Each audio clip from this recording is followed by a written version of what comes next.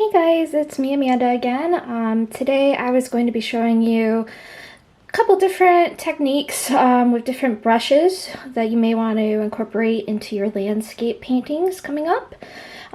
Before I get started with the demo, I'm going to just show you kind of some of my brushes, some of my favorite ones that I use to achieve different effects. So let me give you a little look here.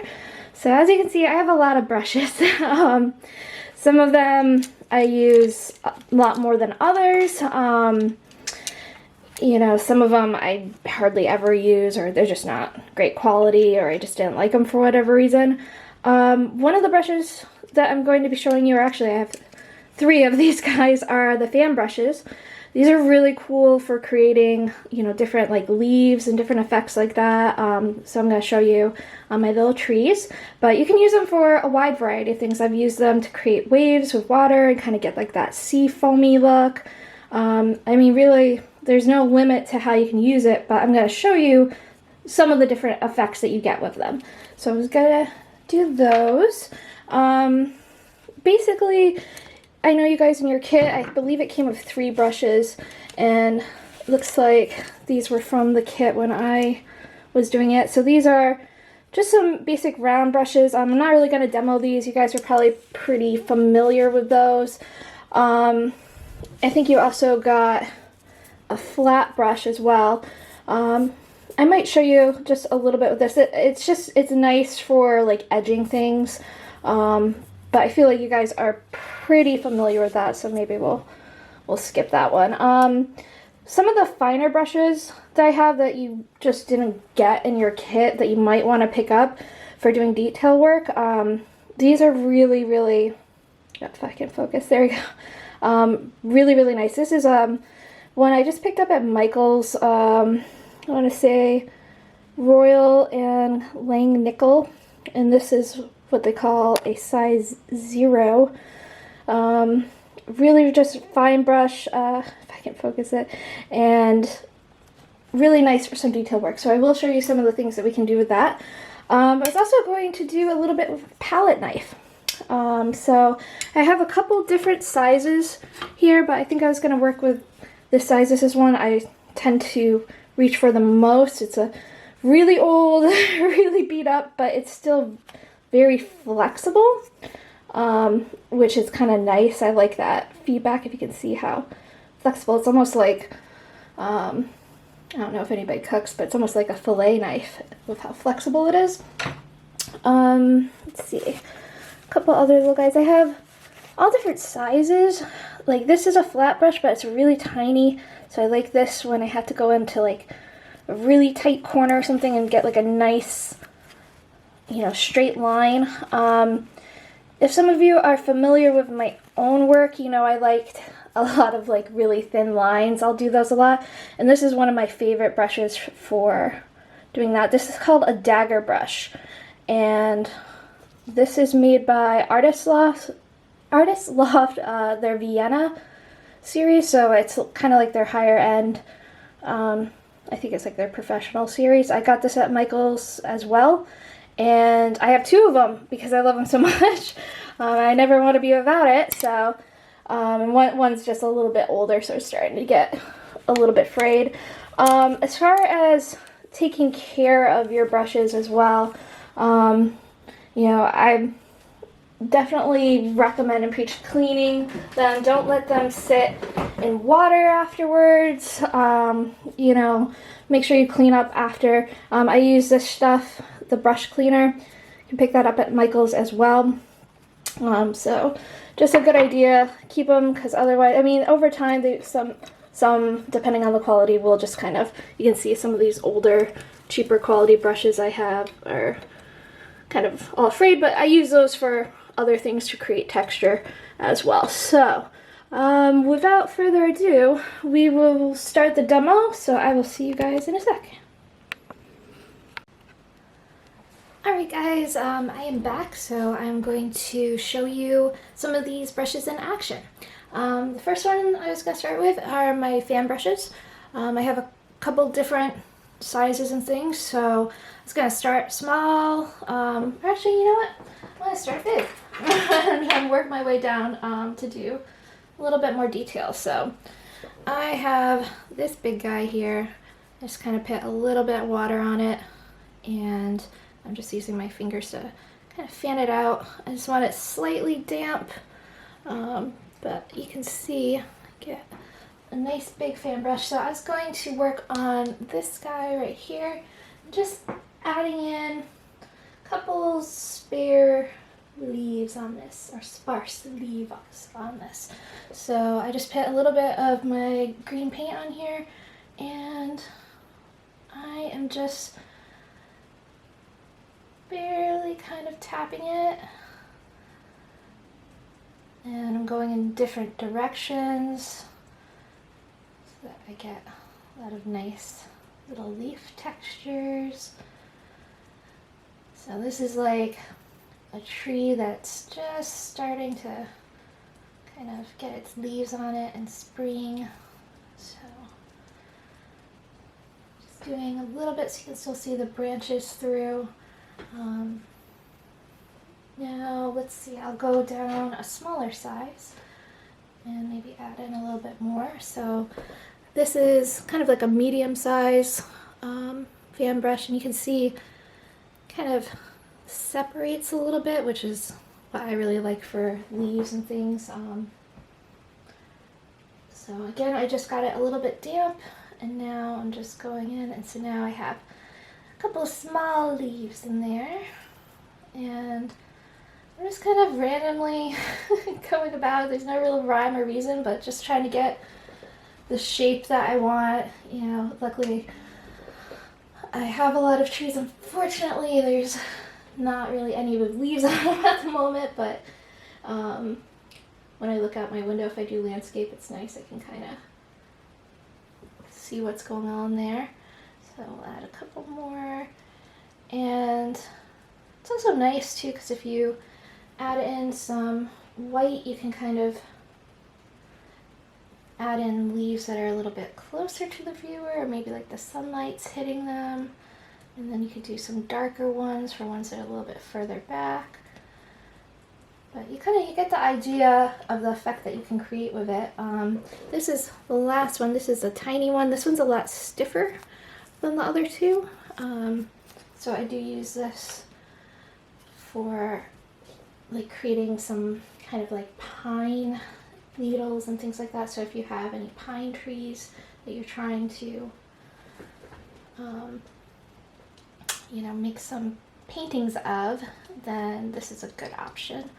But it also works for this too. So just adding in, as you can see, you get a cute little effect, and you can have some coming down, like little tendril-y things.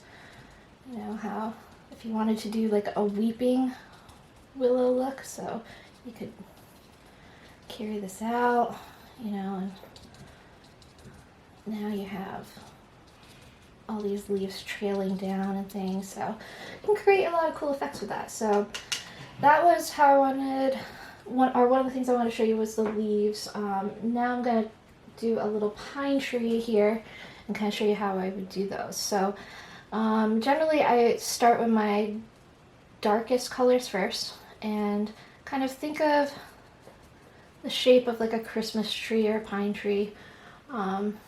Generally it has these branches coming out, all the pine needles, and they're fairly straight,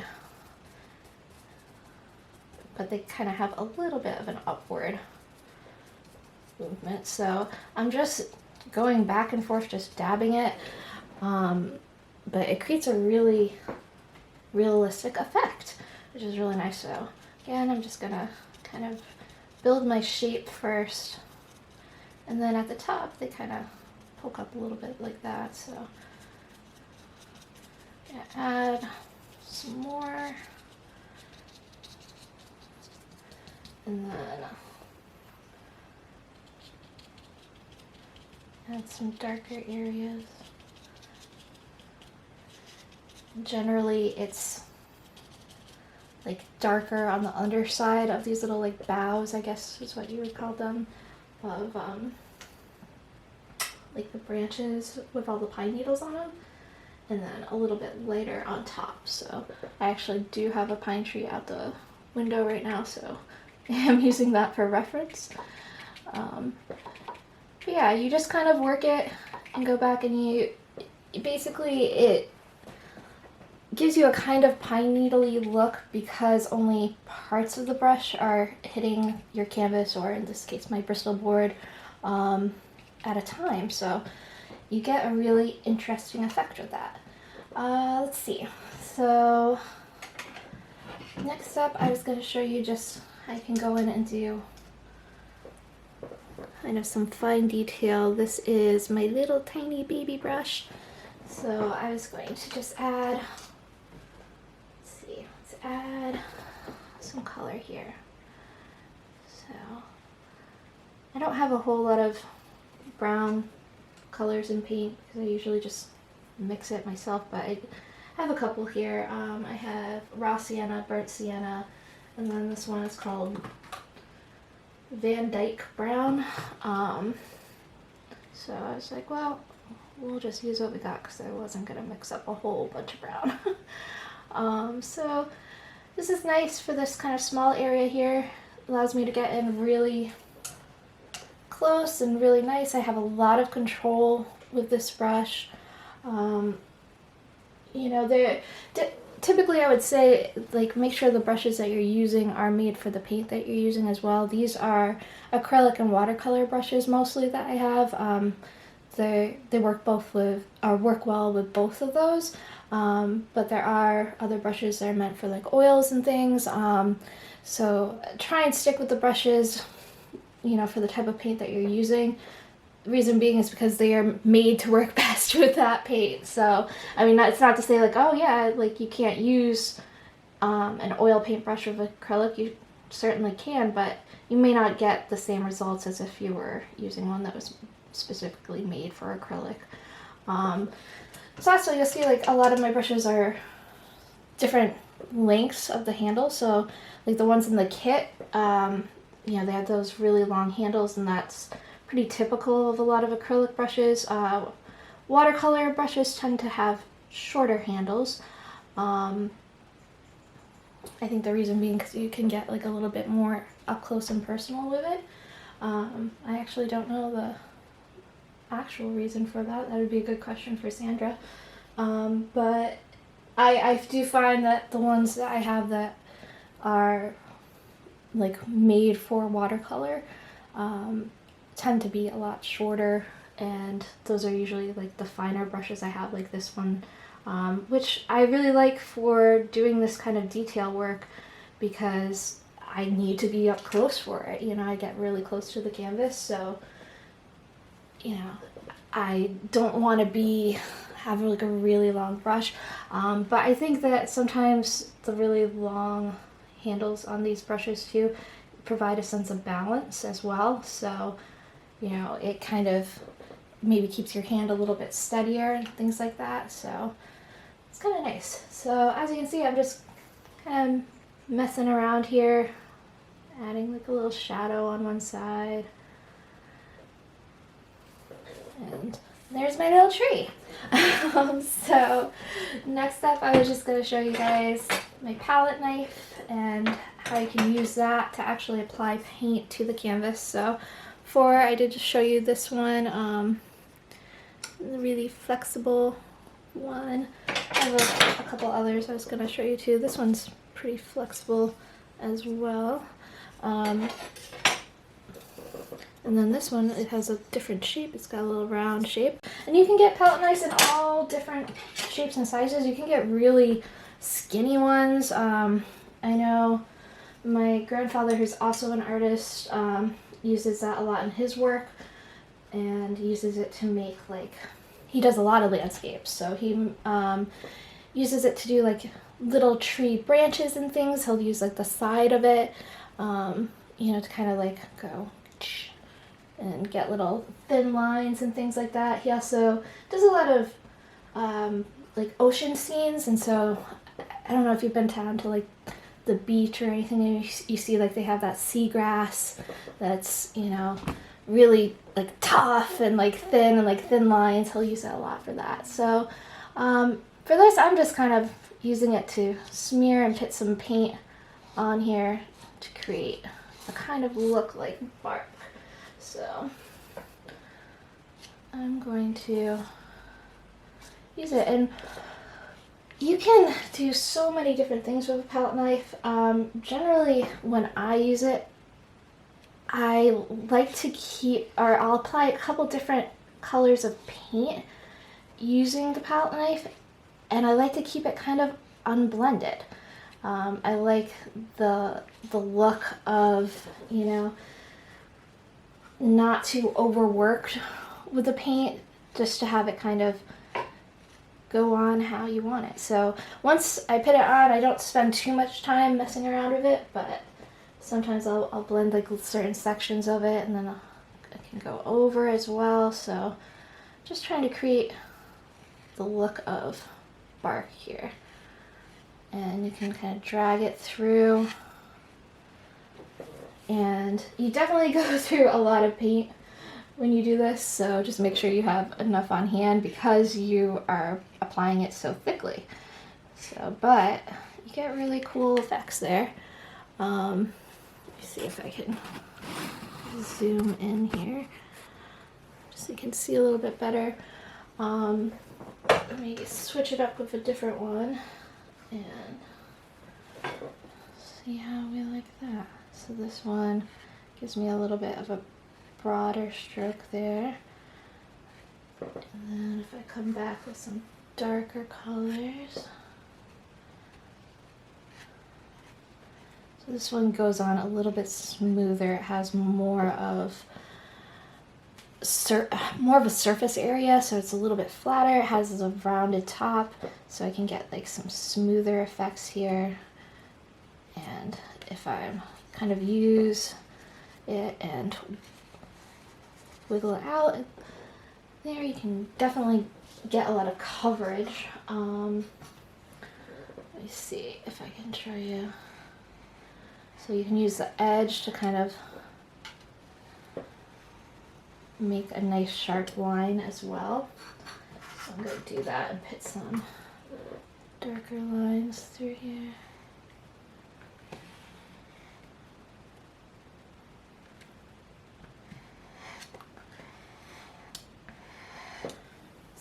And then finally I'll show you. This one's just a little bit different shape, a little bit bigger. Let's see. Using up all my paint. Alright.